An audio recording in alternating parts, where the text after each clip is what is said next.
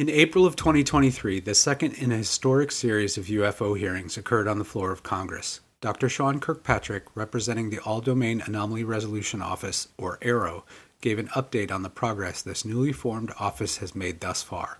While the amount of cases the office is investigating grew significantly from 510 to 650 cases, Dr. Kirkpatrick claimed their efforts to resolve these sightings have been hampered by a lack of data. And although many cases remain unresolved, Dr. Kirkpatrick made the claim there was no conclusive evidence of otherworldly technology among the cases AARO is investigating. Join us as we discuss. Hey everyone, welcome to the 14 Wins podcast. This is Bones, and we have Romex here with us, of course. Hey everyone. That was a great intro. We're going to get into the change of view from the federal government on the topic of UAPs and the hearings they've had and the ones they plan to have very soon, right? Yeah, this next one should be really cool. What the talk is now is that they're going to have pilots and experiencers and people on the floor who've come in close contact with these things, and they're going to not have the Department of Defense in the room. So and that's important. That's important because the public, if that all happens, the public this summer will be hearing firsthand on the floor of Congress from people who've come and had a close encounter. Right, and that's basically like so they can speak more freely and not have a presence there that they might see as their superior. Yeah, and can stomp them down. Anything they say. So, yeah, it's big. It's a huge change. What's the timeline is crazy because they had that hearing, congressional hearing, just in May of 2022, and then that was like was it 50 years since the last one, which was 1970. Right. So things are changing fast. Things are changing fast. And what I think we would most like to tell you is that these UFO hearings are somewhat performative. Right. So everyone in that room, including the Department of Defense and most of Congress, some of them who've taken an interest, and then some of them have just been shown information. There's been disclosures to Congress already. So the Gang of Eight is a intelligence committee in Congress, and they are the ones who pretty much get to see everything, and they have to make some really big decisions about our defense. And the Gang of Eight has already said that they have seen lots and lots of footage. Okay, wow. And they said that the footage that they've seen made them believe that this was not human. So they've already seen that. And then there have been other members of Congress who said this. Representative Tim Burchett said that he had seen this. Matt Gaetz had said he had seen this. So there have been other members of Congress who have also seen the video. And there's a lot of talk about video in this world. And I'm like, I do not understand it. Someone has to explain to me why more video is really going to help. But it will. Right. I just don't understand the societal mechanism here, but it will. People want more video. The reason I don't really understand it at all is that there are hours of good footage in the public. There are hours of footage where investigators have gone and talked to the witnesses, had the video reviewed by forensic video analysts, and it holds up. And you see an orb flying around, just like Dr. Sean Kirkpatrick showed you at that UFO hearing. What does it tell you? Yeah, it tells you we don't understand about 99% of what's going on, basically. Right. Yeah. And they're acting like they're hearing it for the first time, or this conversation is happening for the first time. And as you just pointed out, the last UFO hearing was 50 years ago. Right. They haven't once mentioned Project Blue Book. Right. That was their project. And so this is really important to understanding all of this, because these UFO hearings, we're going to talk about like what's happening with the government and this what's really happening. And let me just cut through it and give you the quick summary, is that they have crafts and bodies. They have material evidence. Okay. The DoD knows that. Department of Defense knows that. The CIA knows that.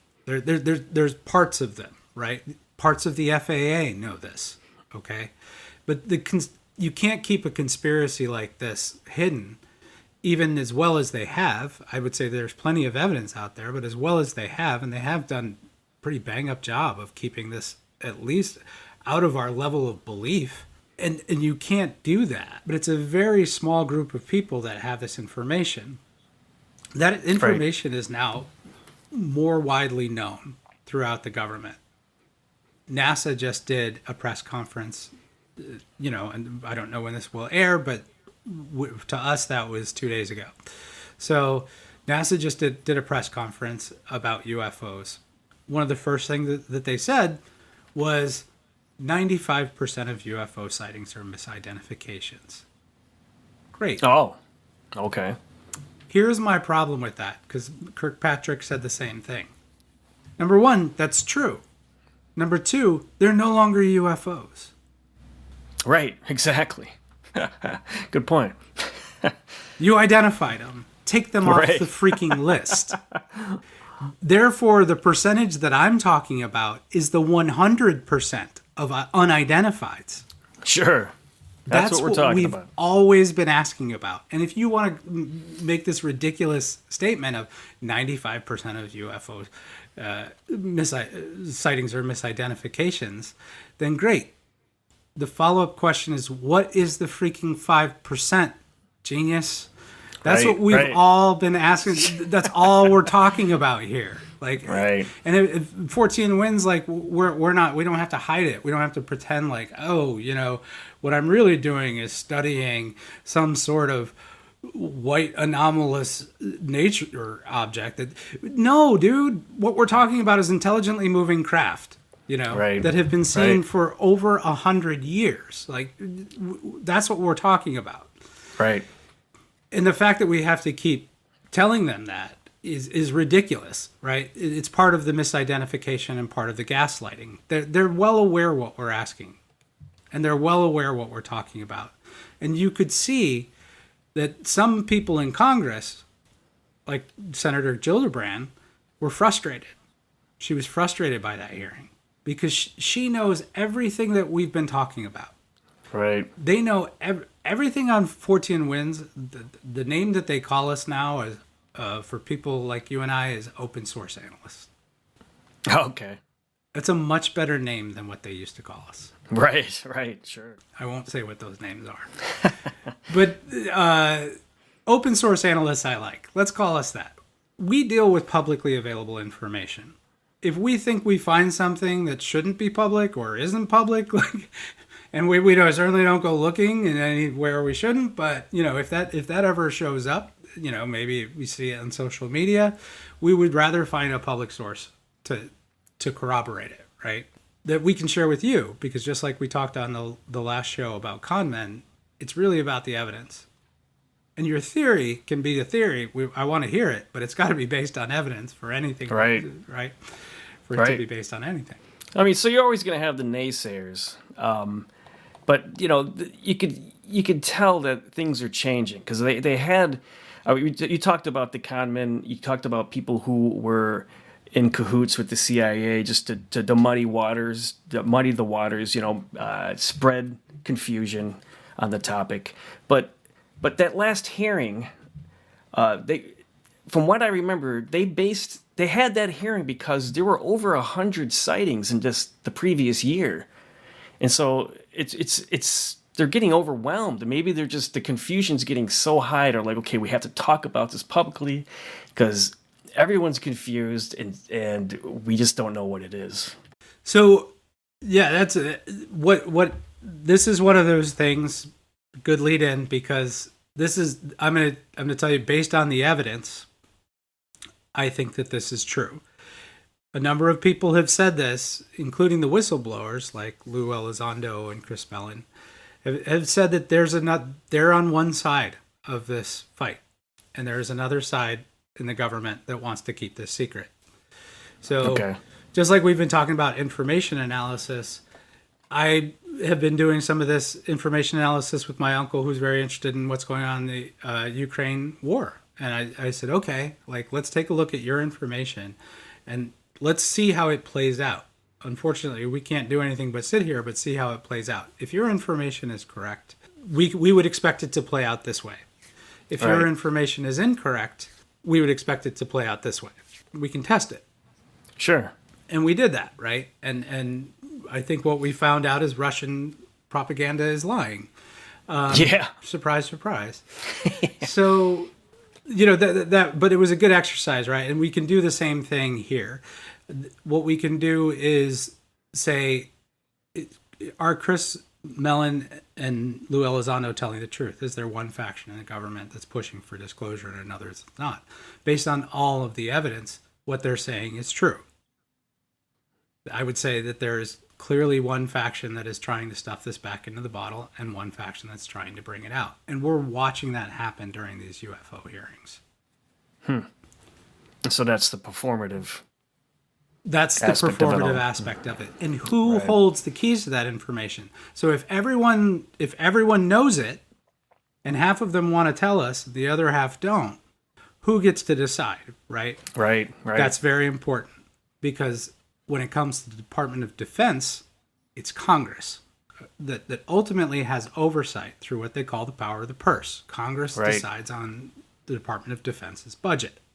So when they want to, this is why Department of Defense kind of has to play ball with Congress.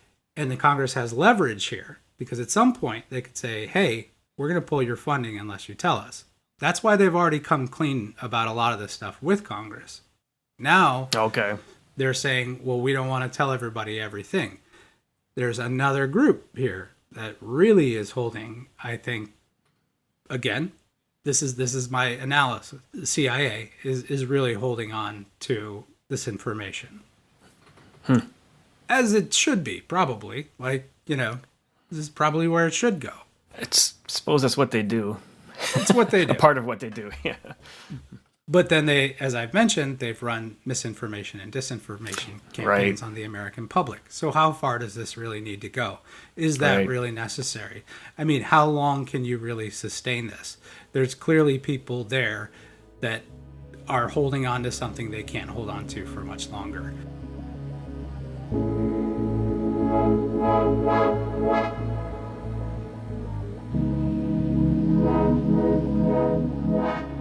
CIA does not report to Congress. Right. They report into the executive, ultimately to the executive branch. So they don't rely on Congress for their budget. When Congress says, we want to tell people the truth, they're going to have to get buy-off from, first they're going to have to get it declassified through the DOD, and then they're going to have to get buy-off from the CIA. Ultimately, the president. Right. So that brings us to the next big tidbit of juicy gossip that's happening, which is that the big push from this team and all of the evidence matches the information. The big push from Chris Mellon being I think the most visible and powerful face of this movement, but there's clearly people behind him, is to put the UFO disclosure issue into the 2024 election campaigns. Oh, interesting. And it very much looks like that's working. Oh, man. But I'd like to point out that relies on us too, right? Like we have to back that play in the public. Right. So we talked about identifying con artists and people on the other side, people stalking these whistleblowers on Twitter and trying to make them look bad. Clearly look like they're on the other side. Right. There's always going to be that now. Yep. Now that's a really it's a pretty powerful topic there. It instantly reminds me of Jimmy Carter, who was, I believe, the first president to try to use the UFO topic as an actual campaign issue. Is that correct? Yeah, I think he might be the first. He witnessed a UFO as a governor, and there's a new book about this that's causing a lot of stir. President Carter and UFOs, and he witnessed a UFO as a governor, and then he said, "Okay, I'm going to make this part of my campaign that UFO disclosure should finally happen." Right.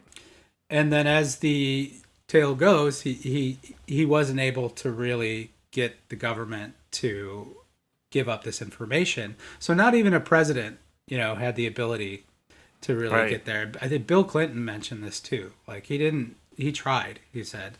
And then Hillary Clinton was saying that she was going to try to make this part of her campaign. And then a bunch of stuff came out in her emails, which were a big deal, about UFOs. And it involved the rock star Tom DeLonge and John Podesta and all that stuff. Oh, yeah.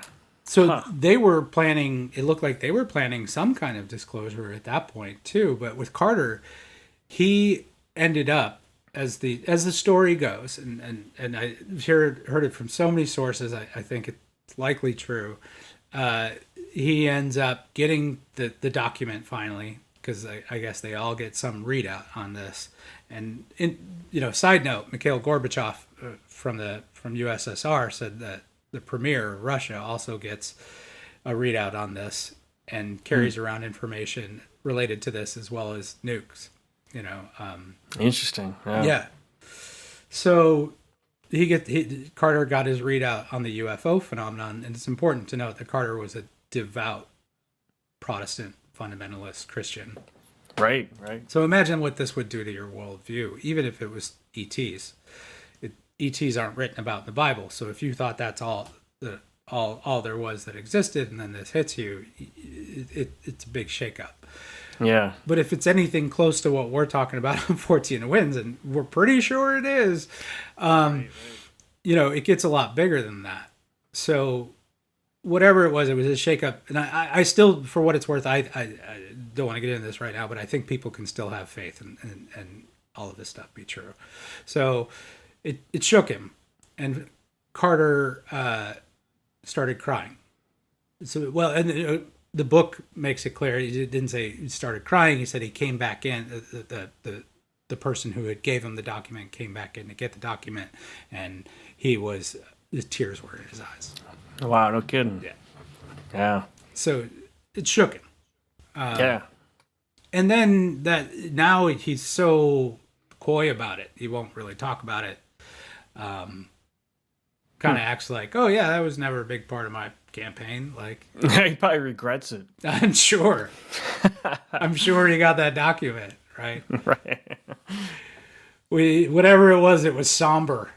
Right. I don't know. I think that there's also that's a good lead in, because what's ending up happening through these UFO hearings is a disclosure.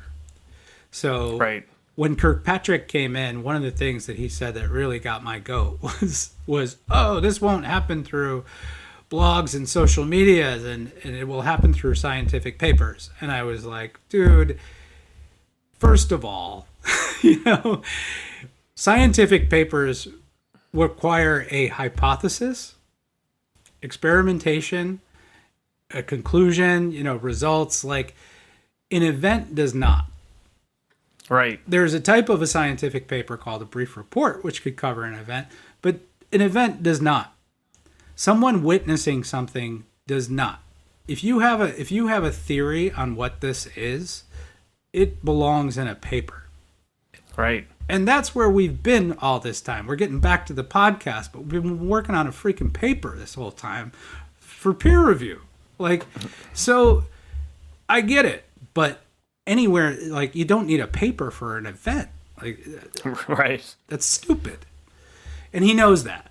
It was an attempt. It was a crappy, scholarly, elitist, aristocratic attempt to throw cold water on the subject. Right. And you could see, or at least I thought I saw Gillibrand visibly annoyed by that.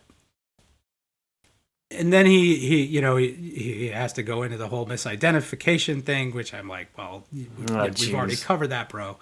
Right. And then he said something very interesting. He says, and we have not encountered objects that cannot defy the laws of known physics. We have not? Yeah. In his study. Huh. And then he proceeds to show a video of an orb flying with no visible means of propulsion, no combustion flying out of it. And Yeah. I'm like, okay, well, can I think of ways you could make that orb do that? Sure. Right. You could too, right, Bones? You're Sure. very familiar with drone tech, right? Like, we could figure that out. Yeah. Magnets, Right. right? Like, so he's playing games with this, Right. You know, like he's playing games with this idea. Oh yeah, and that's the performative side of it all, and completely ignoring the fact that the reason the sample size is getting bigger too. So, and it seems to be happening quicker, or we're just finding them easier. I don't know what the deal is, but there is a reason for these hearings. There really is, and it's because this stuff is happening more often.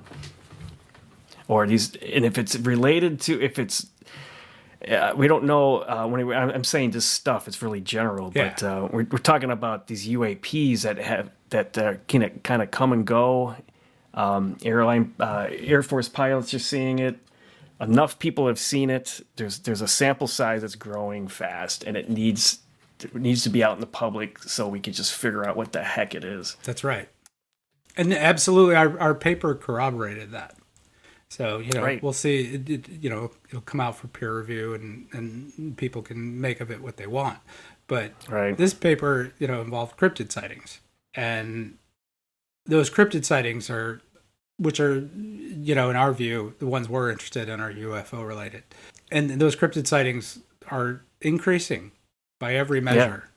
Yeah. Right. And we tried to remove for the fact that information is more accessible now.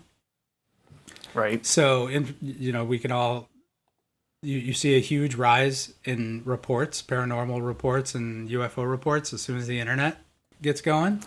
Right. But you know what? I would like to leave everyone with an interesting thought, which is this reporting has become easier for us. This phenomenon seems very aware of us. Right. So it seems to be aware that we're able to record it because it can change our technology in very unique and sophisticated ways. So I would guess that it can see our data. Right. If it can go in there and scrub a picture, which we've found instances, scrub one picture off of somebody's camera, phone camera, like if it can do that, then it can probably look at our data. So it's aware of what we're doing. And one thing that we should all consider when it comes to this disclosure event is, how is the other side going to react?